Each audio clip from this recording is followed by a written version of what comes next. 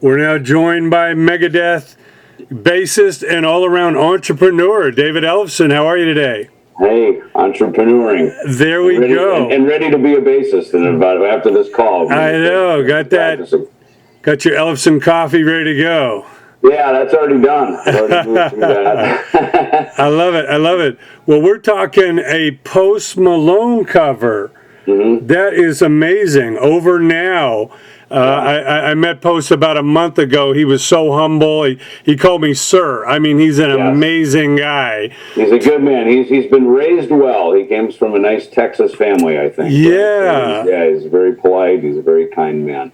Well, plus he's bridging that gap, you know, the young hip-hop crowd with the classic rock crowd. And, I mean, he's killing it on alternative radio right now with his Nirvana covers.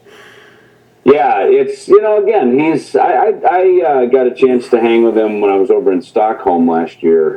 He was playing, me and Frank Bello were on tour with Slash over there. Yeah. With Altitudes and Attitude, and I stayed behind an extra day in Stockholm and went over and hung out. And yeah, just a wonderful, wonderful gentleman. Obviously the arena was sold out, packed. So, I mean, it's just like, wow, just cool stuff to see. But, it's, kind of a different time right now. It's so funny because my daughter, of course, grows up with all this stuff, everything from Selena Gomez and Justin Bieber and, Ariana Grande, and of course, Post Malone's playing around the house all the time.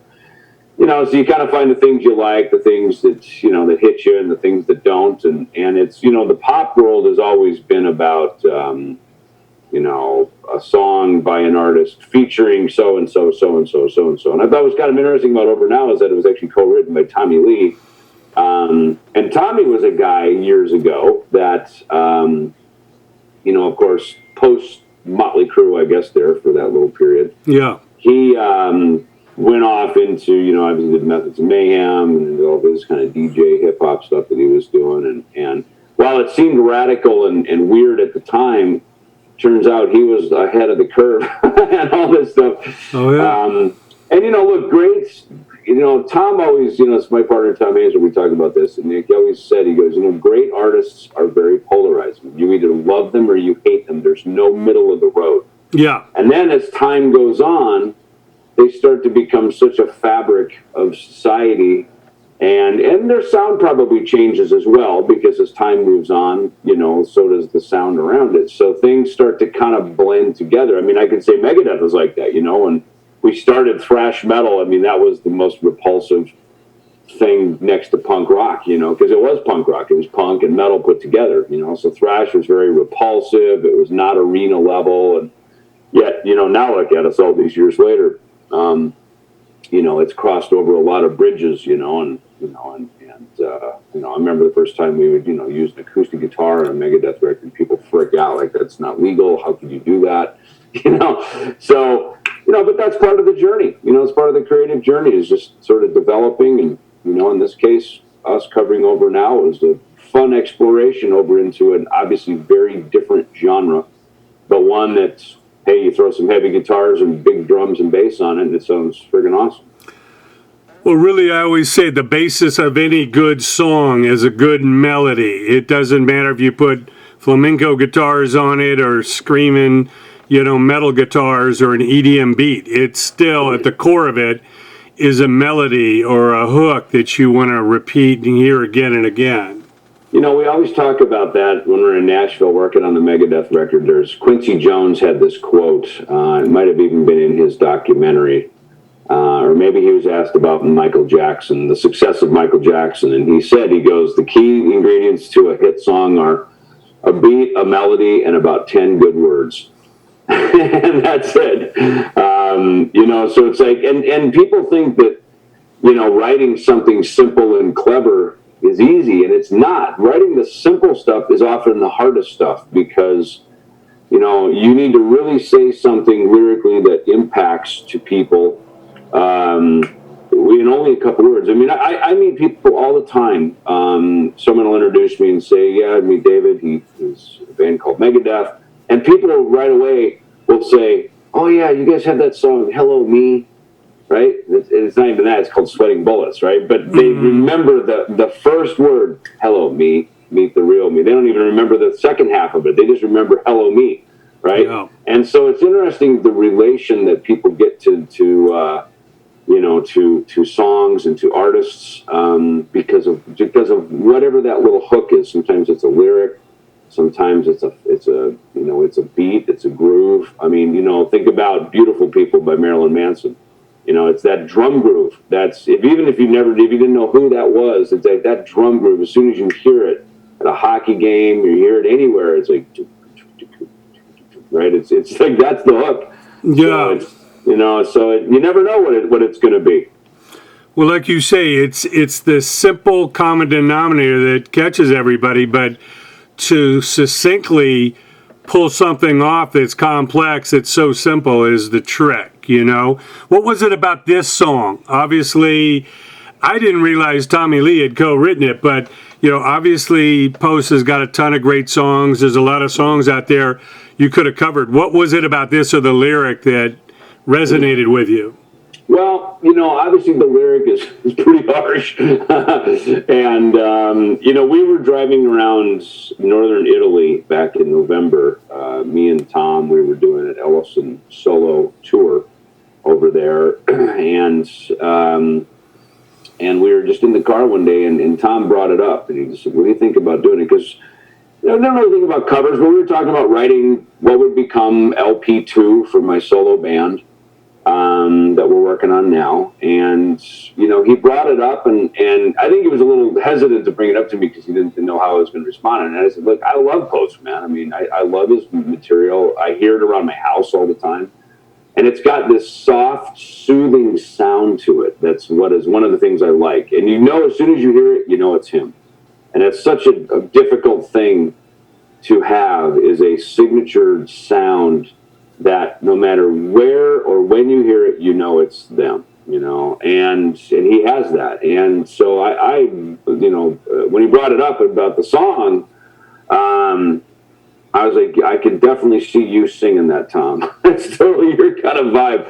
And our guitar player, Andy Martingelli, who's in Italy, he did a wonderful job of framing the track, because that's usually what we do. I'll write something, I'll write the riffs, I'll kind of write the song, I send it to Andy, he sort of frames it into a digital workstation session, and that becomes the framework, and then we fill in the bass and the drums, and we sort of overdub and build the track from there, and it's a nice little factory we have, that we're able to do it, and especially in this day and time when you're almost forced to do it because you can't travel overseas, you can't be in a room together, which is not my preferred way to make records. I'll tell you that much right now. Sure. I really like the interaction, and this helps. The Zoom and WhatsApp and this stuff. It helps because at least there's a human face-to-face there. But next best thing. Yeah, exactly. So, but with Over Now, we, to build that track so that it really had the authenticity of the original track. I mean, it was important that we preserve the elements there that really make that makes the song great.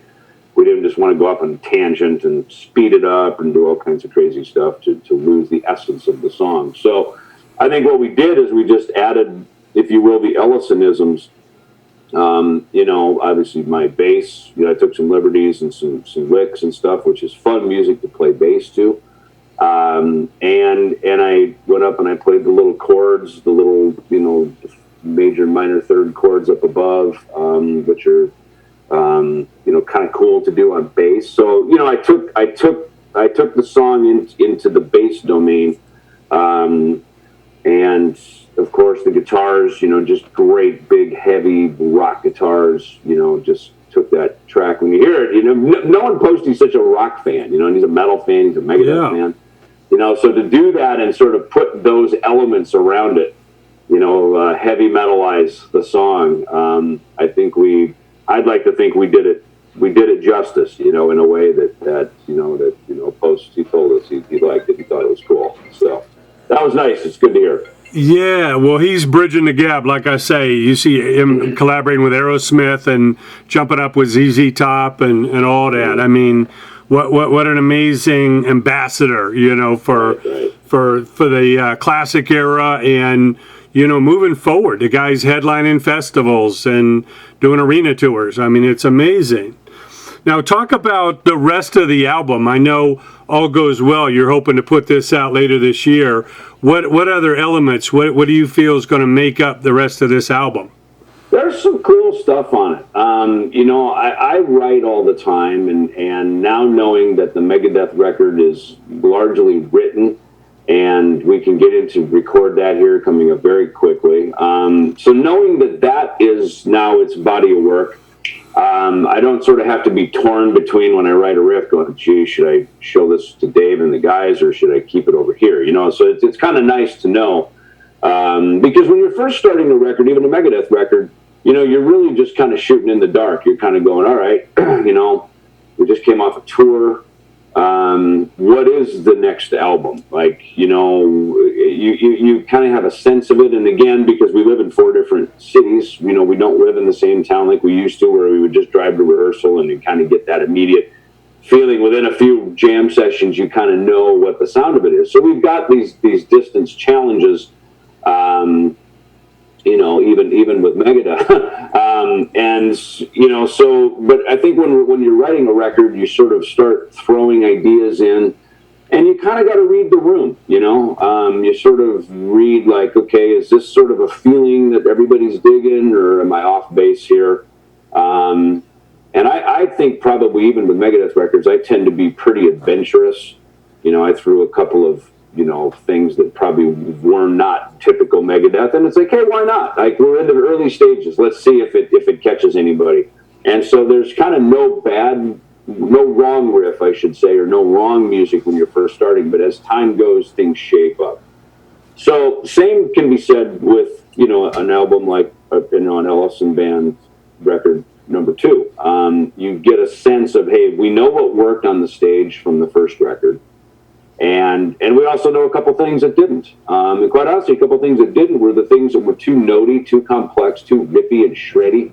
And as much as I think maybe some of my thrash fans like to hear me do that stuff, there's a reason why sometimes that stuff doesn't work on the big stages. And there's a reason why we don't even play some of that stuff with Megadeth, is because it's too complex to listen to in a large mass setting at a festival or a big arena. I remember we discovered that when we were doing Clash of the Titans back in 1991 here in the U.S. is the songs that really you could track the groove and really track with the melody. Those were the ones that seemed to impact the most people. That was a long time ago, so I'd like to think I've gotten a little better at crafting songs that I can sort of read the room, and yet they're artistically pleasing to me. I feel like I didn't have to change the song around to make it work in a sort of commercial sense.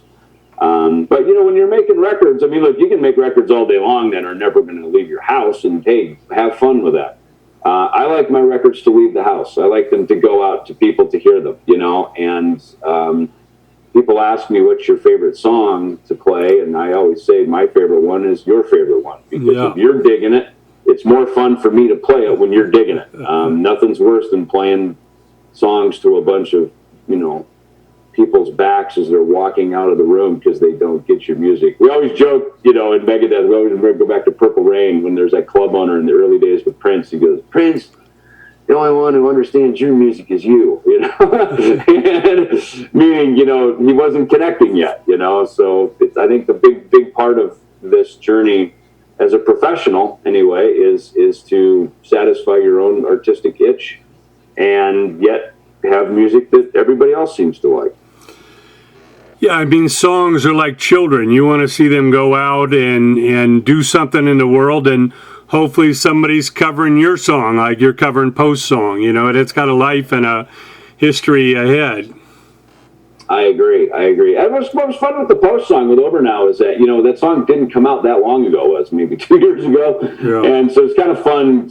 I've been, certainly in Megadeth, I reference that a lot because it's, a lot of my history's there. But, we'd cover like old things like These Boots Are Made for Walking, Nancy Sinatra, this song from like the 60s. Reference, Sex Pistols was a little more current, but even that, we were in our mid early 20s when recording that, and that song came out when we were teenagers, So it's fun to take a song like Over Now, which is currently still in active playlists, from a song that, from a record that just came out a couple years ago, and to cover it, because it's still fresh in people's minds, it's not digging too far back. So that was kind of a fun exploration with that.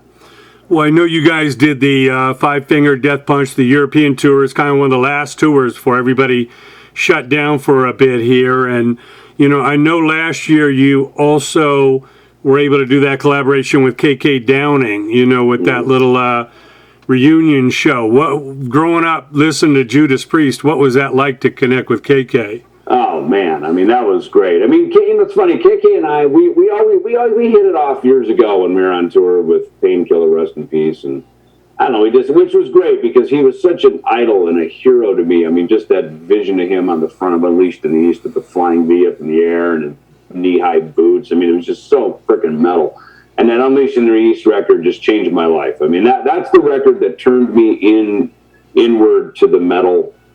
To metal music. That one record that set the course for me, So, he's always been a very kind guy, and it's funny, I like listening when I listen to Judas Priest songs. I just heard one yesterday when I was out driving around. I always like to determine which one is Glenn and which one is KK, because their sounds mesh very well together, and sometimes you can't hardly tell which one is which, and at the same time, you can. I mean, there's obvious ones. I mean, KK is really aggressive and often a wang bar and stuff. There's an aggression to KK's playing that I really like.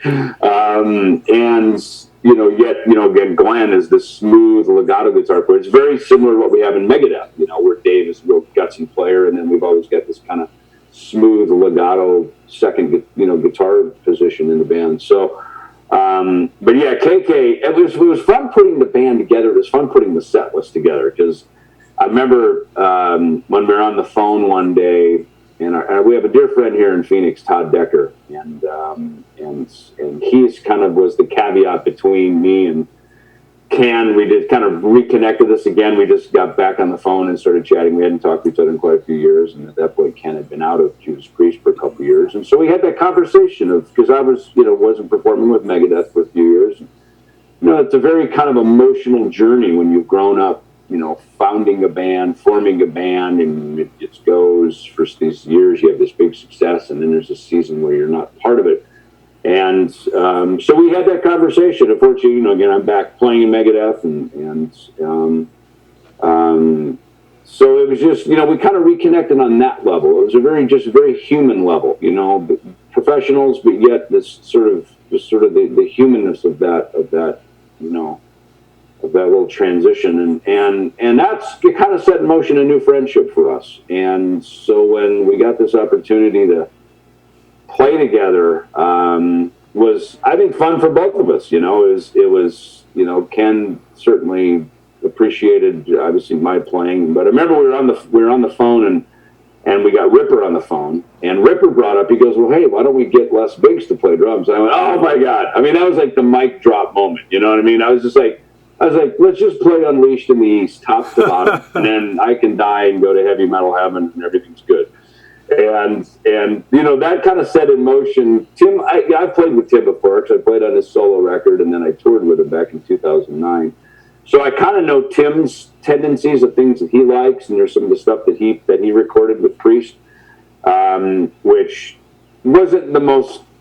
They're not the most famous Priest songs, but I tell you what, live they're great. They're super heavy, and they really work well live. So Tim's got a good sense of that. And then of course bringing in Les, I mean, it's pretty much endless the stuff we could play from his era. And that's when we, KK brought up about playing a couple songs that United, right, which I guess was a song that the Wolverhampton soccer team had used as their theme song for a while, so he wanted to play that just for the local connection. And Beyond the Realms of Death. So there's a few things in there that is it Beyond the Realms of Death? They may not have. I think Priest never played that song before, so KK was really excited to dig into some stuff that they had never played, and so it was just really a fun night out. When we walked off stage and we were going upstairs to the dressing room, I didn't know what KK's reaction was going to be. I didn't know if he was going to be critical or if he was going to be excited. And he goes, man, that was the best energy I've ever felt on stage. That was amazing. And he just said, I said, well, you might want to pack a suitcase because I think the phone's going to be ringing for more of that. So it's just cool. And then now he's got his KK's Priest that he's doing, and hopefully he and I will get to share a stage and a song together again at some point. So, well, I think you helped. You helped unleash the beast, that's for sure. Exactly. He's coming back. If that was my little role and all that, then God bless him, man. Yeah, the music world is rejoicing. Well, David Ellefson has been our guest. Of course, Megadeth's going to be getting back on the road as soon as possible. Over Now is the single, go get it. It's the Post Malone cover, and the new album coming hopefully in the fall. Hopefully we can jump back on a call then, Dave. Appreciate all. It's been an incredible history, and we can't wait to help spread the word. More music coming. Thank you so much. Always good to chat with you. Thanks, David. See ya. Bye.